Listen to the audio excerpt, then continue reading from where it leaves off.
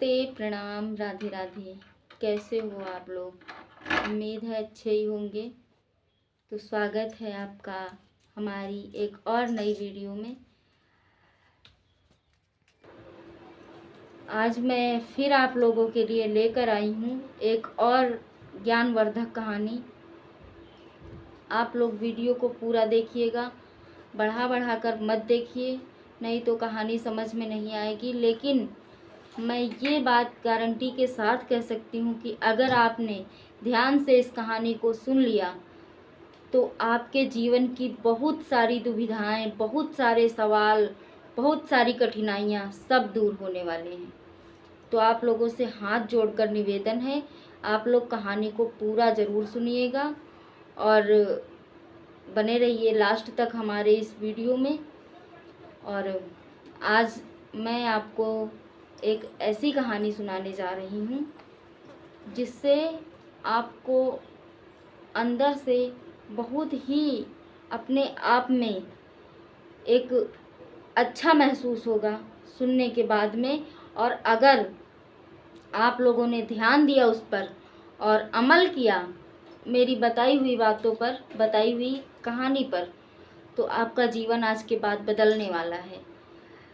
तो अगर आप लोग हमारे इस वीडियो में नए हैं तो प्लीज़ हमारे चैनल को सब्सक्राइब कर लीजिए और बेल आइकन को भी प्रेस कर लीजिए, जो घंटी का निशान होता है उसको दबा दीजिए, ताकि मेरी हर एक वीडियो आपके पास तक अवश्य पहुँचे और आप सुनते रहिए इसी तरह की ज्ञानवर्धक कहानियाँ। तो कहानी मेरी शुरू होती है। अब एक गांव था, उस गांव में एक व्यक्ति रहता था और उसके मतलब गरीब ही था, इतना ज़्यादा बहुत ज़्यादा अमीर व्यक्ति नहीं था, वो गरीब ही था। तो उसके एक बेटा था और बस वही पति पत्नी और एक ही बेटा था। तो आराम से अपना रहते थे।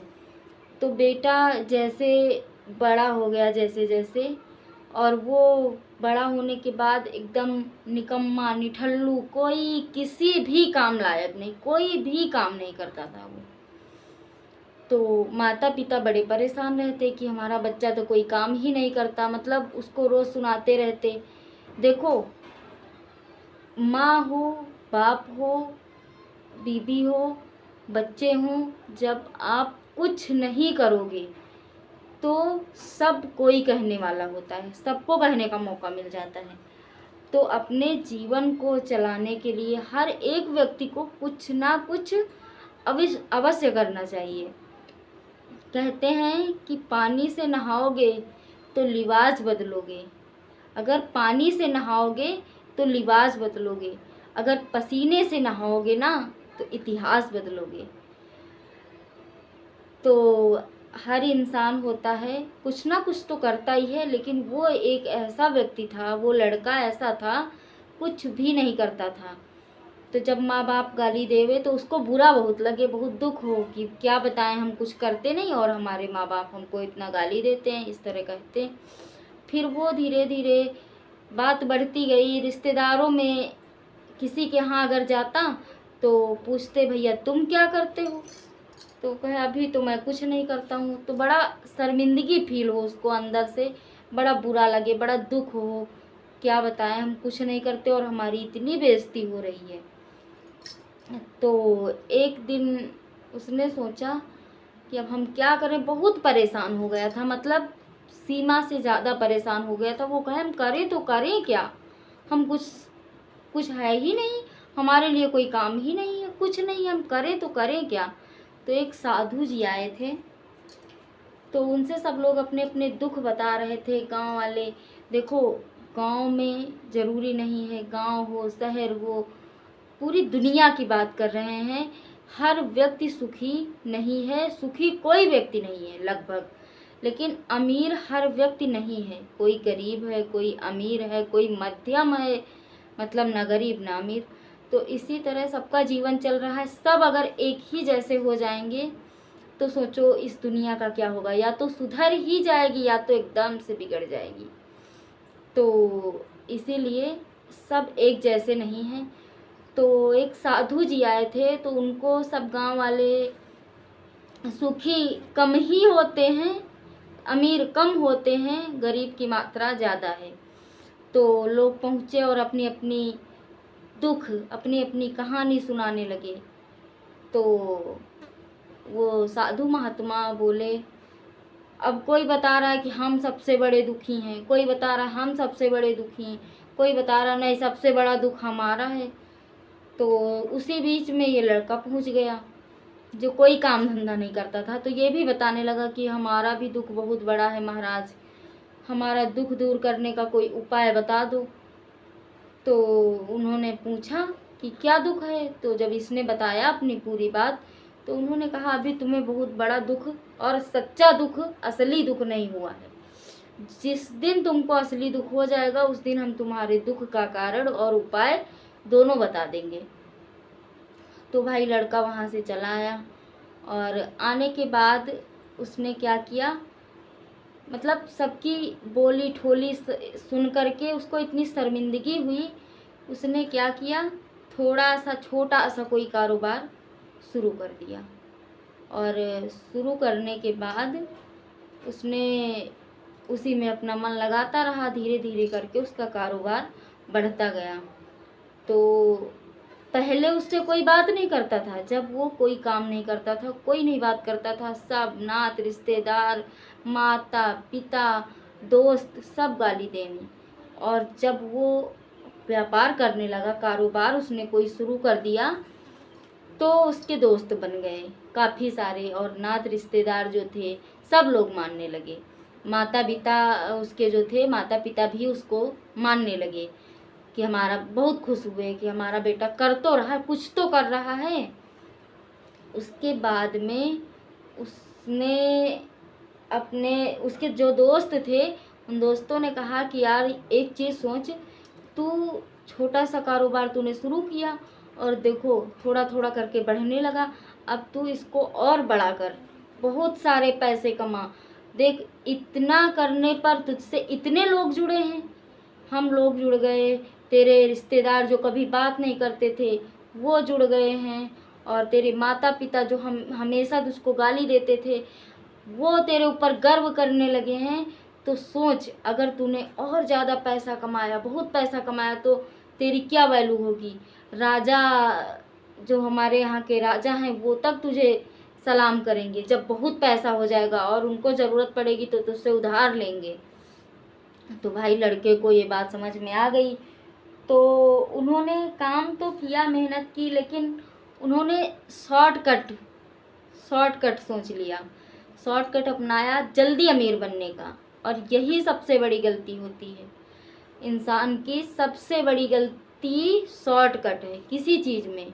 धीरे धीरे चलो तो तुम सब कुछ समझोगे उसका, और कभी धोखा नहीं खाओगे। अगर तुमने शॉर्टकट चुन लिया, जल्दी वाला रास्ता, तो इसमें निश्चित है कि तुम्हें धोखा ज़रूर मिलेगा, और ऐसा धोखा मिलेगा कि संभलना बहुत मुश्किल है, इतना समझ लीजिए।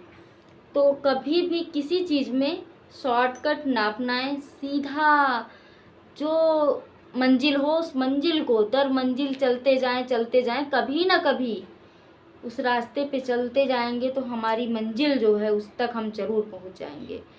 तो उसने ऐसा ही किया। उसके बाद उसने अपने दोस्तों से उधार ले लिया, बहुत सारा धन उधार ले लिया अपने धंधे को जल्दी बढ़ाने के लिए, और इसी उधारी के चक्कर में बहुत उधार हो गया उसका। और उधार होने के बाद भी उसने जो है अपना व्यापार बढ़ा नहीं पाया। व्यापार ऐसी चीज़ है कि कभी उसमें मुनाफा होता है, कभी घाटा भी होता है। उसका बहुत सारा नुकसान होता चला गया और उसका सारा धंधा चौपट हो गया। अब वो एकदम मरने की कगार पे, अब हम क्या करें।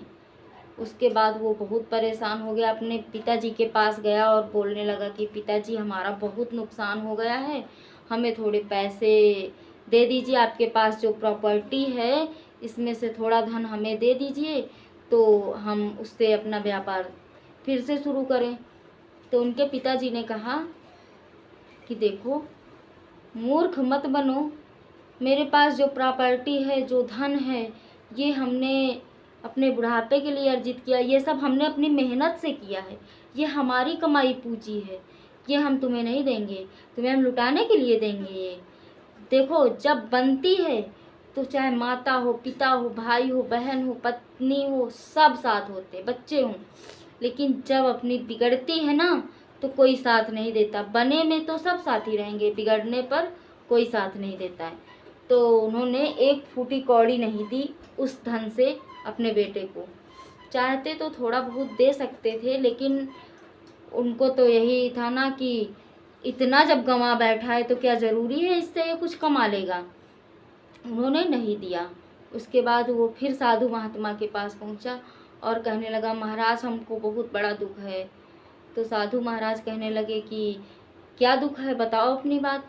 तो उसने बताया कि ऐसी ऐसी बात है, मेरा सारा धंधा चौपट हो गया है और मेरे पिताजी भी मेरी मदद नहीं कर रहे हैं। तो महात्मा ने कहा कि इतना सब वाकया हुआ तुम्हारे साथ में, तो तुम्हें इससे सीख क्या मिली है, हमें वो बताओ।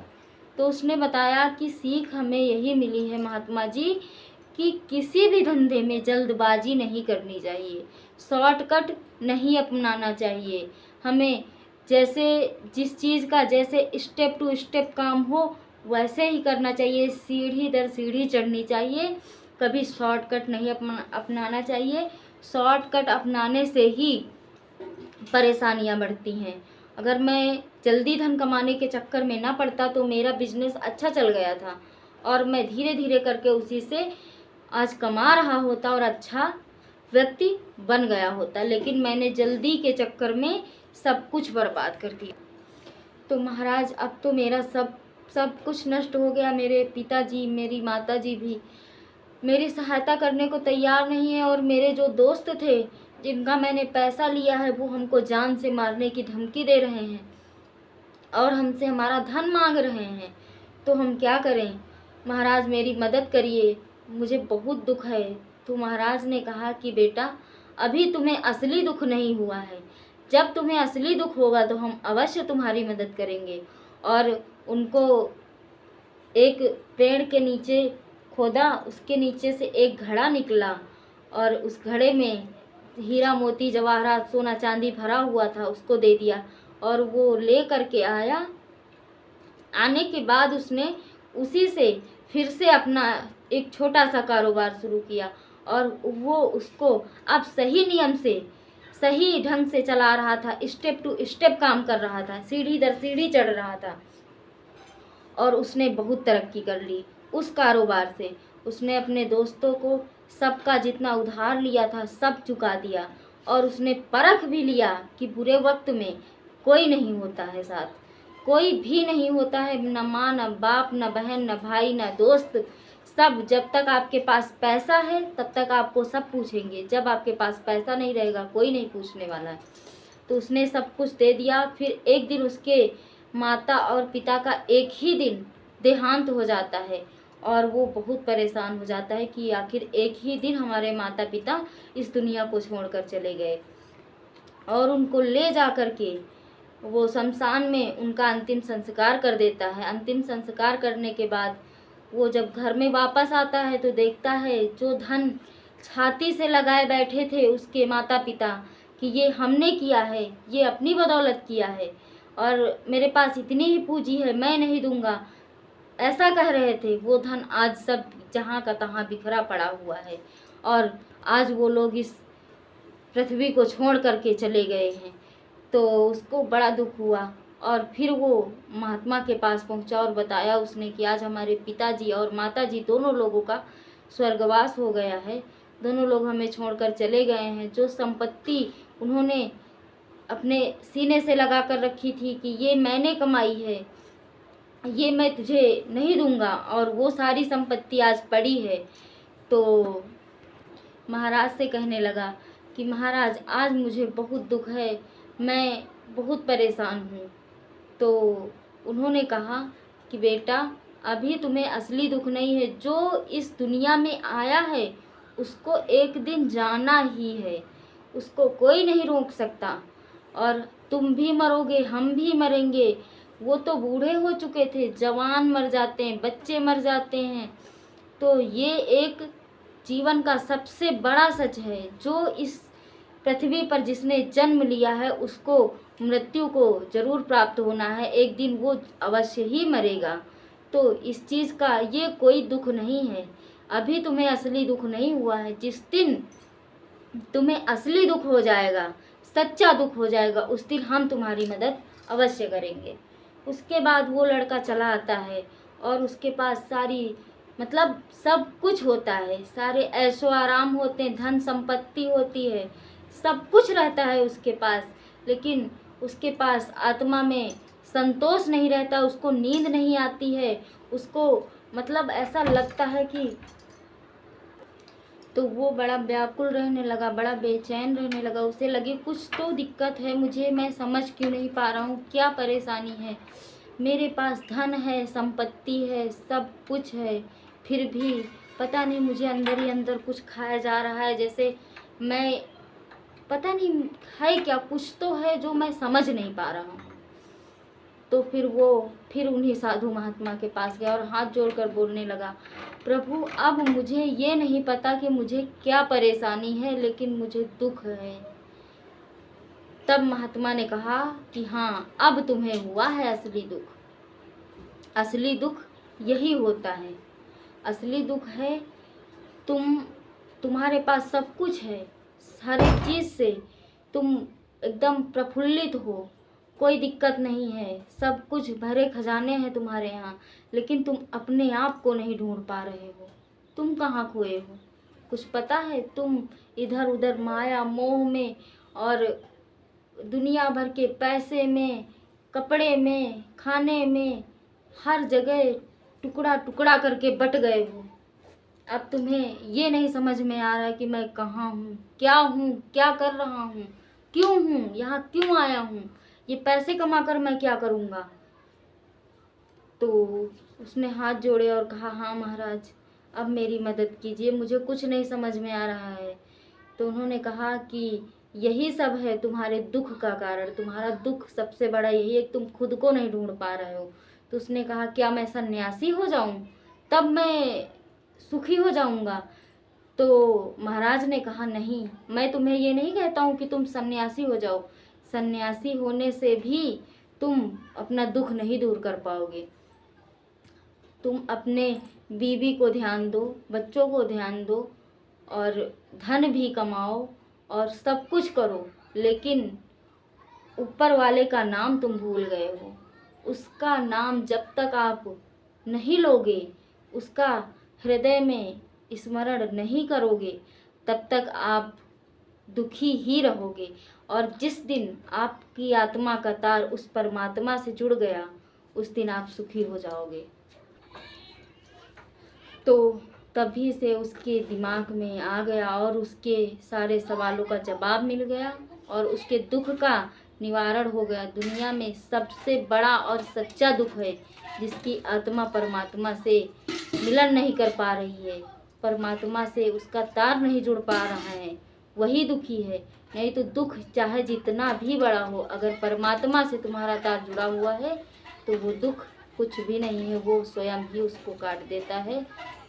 तो इसी के साथ मेरी कहानी समाप्त होती है और मुझे उम्मीद है, आशा है कि आप लोगों को ये कहानी अच्छी लगी होगी।